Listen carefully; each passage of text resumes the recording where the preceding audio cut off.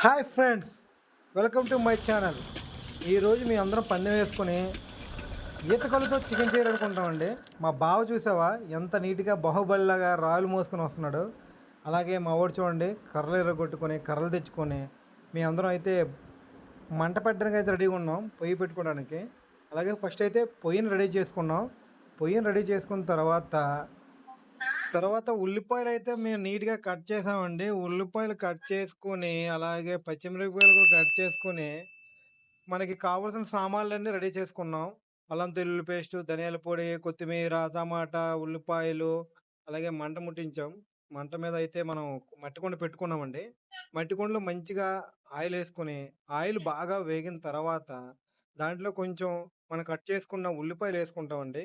ఉల్లిపాయలు వేసుకున్న తర్వాత బాగా మగ్గినాక బాగా ఉల్లిపాయలు మగ్గినవ్వండి. మగ్గిన తర్వాత అందులో కొంచెం పచ్చిమిరపకాయలు కూడా వేసుకోండి. అలాగే కొంచెం పచ్చిమిరపకాయలు వేసుకొని కొంచెం ఉప్పు వేసుకొని కలుపుకుంటే ఉల్లిపాయలు అనేవి బాగా ఏగుతాయండి. ఉల్లిపాయలు బాగా ఏగిన తర్వాత మనం దాన్ని కొంచెం దగ్గరికి వచ్చేలోపు చూసుకున్న తర్వాత అందులో మనం ఏవైతే చికెన్ కడిగి పెట్టుకున్నామో చికెన్ అందులో వేసుకోవాలండి. చిన్న చిన్న ముక్కలుగా కట్ చేసుకున్నాం. మేమైతే చిన్న చిన్నగా ముక్కలు కట్ చేసుకున్నాం. చిన్న చిన్న ముక్కలు కట్ చేసుకుని అందులో వేసుకొని ఒక 5 మినిట్స్ బాగా దాన్ని డీప్గా ఫ్రై చేసుకున్నామండి. అందులోంచి ఆయిల్ వచ్చినంత వరకు ఫ్రై చేసుకున్న తర్వాత కొంచెం పసుపు, అలాగనే కొంచెం కారం పొడి కూడా వేసుకున్న తర్వాత కొంచెం వేగించిన తర్వాత అందులో కొంచెం అల్లం తెల్లుల్లి పేస్ట్ అయితే వేసుకున్నామండి. మేమైతే 1 కేజీకి 10 రూపాయల ప్యాకెట్ అయితే అల్లం తెల్లుల్లి పేస్ట్ వేసామండి. ఆ తర్వాత దాన్ని బాగా కలిపిన తర్వాత బాగా కలుపుకున్న తర్వాత దాన్ని అలా కొంచెం సేపు అలా ఫ్రైగా పెట్టుకున్నాం. వేగిన తర్వాత దాంట్లో టమాటా పండుని అయితే మేమైతే ఒకటే టమాటా పండుని కొంచెం బాగా చేతితో స్మాష్ చేసుకుని అందులో టమాటా పండు వేసుకున్నామండి. అలాగే టమాటా పండు వేసుకున్న తర్వాత దాంట్లో మేము మెయిన్ అయితే ఏమనుకున్నామో ఆ ఈతకల్లుని ఒక 5 మినిట్స్ తర్వాత దాంట్లో ఈతకల్లు అయితే వేయడం జరిగిందండి. ఈతకల్లు వేసాం. ఈతకల్లు అనేవి చాలా స్వీట్గా ఉన్నాయి, నేచురల్ ఈతకల్లు అవి. అందువల్లే కూర అనేది కొంచెం స్వీట్గా వచ్చింది.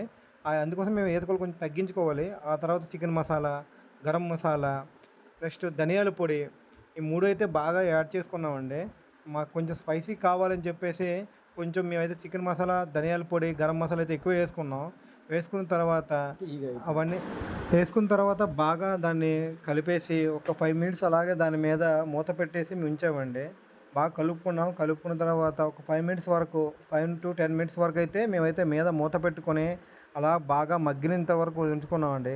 తర్వాత మగ్గిన తర్వాత ఎప్పుడైతే ఇలా ఆయిల్ తేలిందో చికెన్ అయితే బాగా ఉడికిపోయిందండి. చికెన్ అయితే బాగా ఉడికిన తర్వాత ఇలా ఆయిల్ తేలిన తర్వాత దాన్నైతే ఇలా బాగానే తీసుకున్నామండి. తర్వాత ఇదిగో ఇలా ఈతకల్లు, నిమ్మకాయలు, టమాటా, ఉల్లిపాయలు, పచ్చిమిర్చి అలా పెట్టుకొని మేమైతే వండిన చికెన్ అయితే అలా వండేసుకున్నాం.